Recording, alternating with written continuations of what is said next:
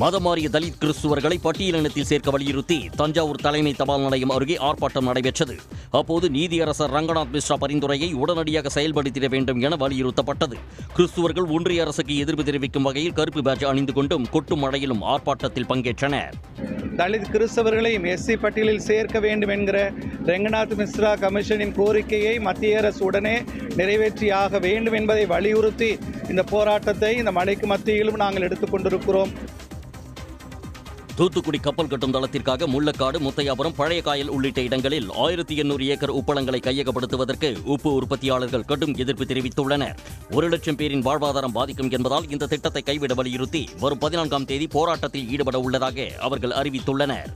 ஒரு தொழிலை அழித்து, அதாவது எங்களை அழித்து இன்னொருத்தனை கொண்டு அதில் கொண்டு குடியிருக்கிறது ஏற்றுக்கொள்ள முடியாது. இதனால எங்களுடைய வாழ்வாதாரம் பாதிக்கப்படும், நாங்கள் ரொம்ப பாதிக்கப்படும். திருப்பூர் மாவட்டம் வஞ்சிபாளையத்தில் தனியார் மகளிர் கல்லூரியில் நடைபெற்ற குழந்தைகளின் ஆடை அலங்கார அணிவகுப்பு பார்வையாளர்களை பெரிதும் கவர்ந்தது. ட்ரிபிள் ஃபேஷன் ஷோ என்ற பெயரில் நடந்த இந்த ஆடை அலங்கார அணிவகுப்பில் முதலில் 3 வயது முதல் 9 வயது வரையிலான குழந்தைகள் பங்கேற்று பல வண்ண உடைகளில் மிடுக்கான தோற்றத்தில் நடந்து வந்தபோது பார்வையாளர்களை உற்சாகப்படுத்தினர். அதனைத் தொடர்ந்து 10 வயது முதல் வயது வரம்பற்ற பிரிவில் நடைபெற்ற ஆடை அலங்கார அணிவகுப்பு மனதை ஈர்க்கக்கூடிய இசையுடன் நடைபெற்றது. செங்கல்பட்டு மாவட்டம் கல்பாக்கம் அடுத்த சதுரங்கப்பட்டினம் பகுதியில் உள்ள பெரியபாளையத்தம்மன் கோவிலில் பால்குட விழா விமர்சையாக நடைபெற்றது. 300க்கும் மேற்பட்ட பெண்கள் பால்குடம் எடுத்து முக்கிய வீதிகள் வழியாக ஊர்வலமாக சென்றனர்.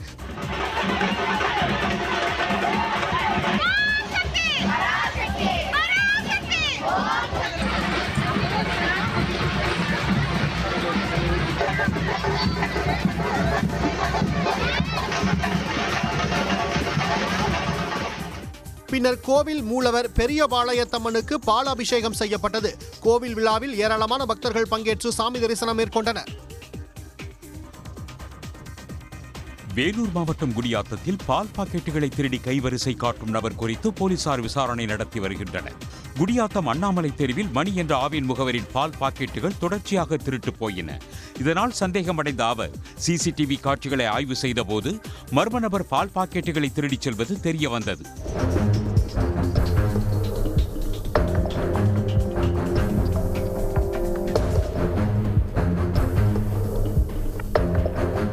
இது தொடர்பான புகாரின் பேரில் போலீசார் விசாரணை நடத்தி வருகின்றனர். நாமக்கல்லில் முட்டை ஒன்றின் பண்ணை கொள்முதல் விலை மேலும் 10 காசுகள் உயர்ந்து ₹4.75 நிர்ணயம் செய்யப்பட்டுள்ளது. இந்த விலை உயர்வு இன்று முதல் அமலுக்கு வருகிறது. கடந்த 3 நாட்களில் முட்டை விலை 20 காசுகள் உயர்ந்துள்ளது. முட்டையின் நுகர்வு அதிகரித்திருப்பதே இந்த விலை உயர்வுக்கு காரணம் என பண்ணையாளர்கள் தெரிவித்துள்ளனர். ஓசூரில் தனியார் மருத்துவமனை திறப்பு விழாவில் பங்கேற்க வந்த கர்நாடக அமைச்சர் லிப்ட் பழுதாகி சிறிது நேரம் மாட்டிக்கொண்டதால் பரபரப்பு நிலவியது.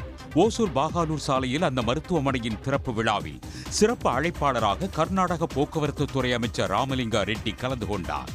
அமைச்சர் லிப்டில் சென்றபோது திடீரென பழுதாகி நின்றதால் பரபரப்பு ஏற்பட்டது.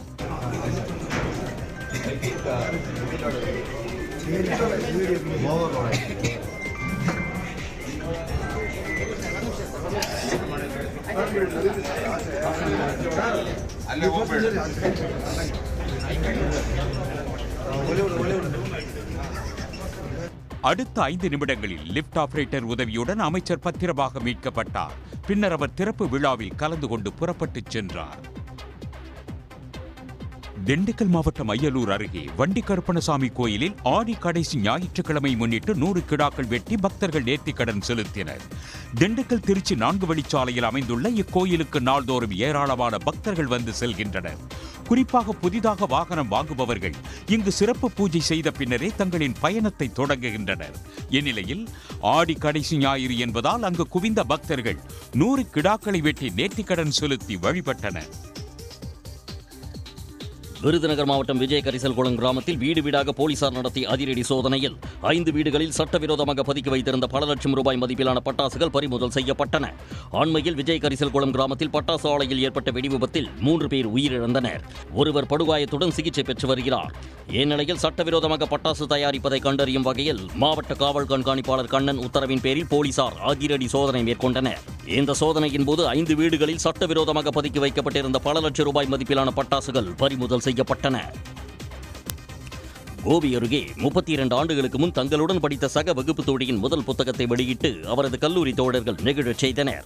சத்தியமங்கலத்தைச் சேர்ந்த செந்தாமரை கடந்த 1993ஆம் ஆண்டு தனியார் கல்லூரியில் படித்தபோது உடன் படித்த கல்லூரி தோழர்கள் இணைந்து அவரது லட்சுமி வந்தால் என்னும் சிறுகதை தொகுப்பை கோபியில் உள்ள தனியார் மண்டபத்தில் வெளியிட்டுள்ளனர். நம்ம கல்லூரியில் படித்த ஒரு மாணவி நம்ம ஊர் பொண்ணு ஒரு எழுத்தாளராக இந்த உலகத்துக்கு அடையாளப்படுத்தணும் அப்படின்னு சொல்லி என்னுடன் படித்த என்னுடைய மாணவர்கள் அனைவரும் ஒன்று சேர்ந்து இந்த நிகழ்ச்சியை சிறப்பாக நடத்தி கொடுத்துருக்காங்க.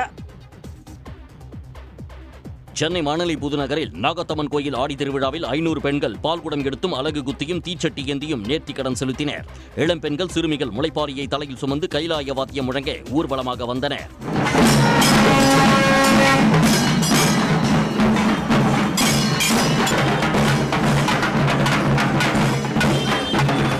பக்தர்களுக்கு ஆலய நிர்வாகம் சார்பில் பிரசாதம் மற்றும் அன்னதானம் வழங்கப்பட்டது.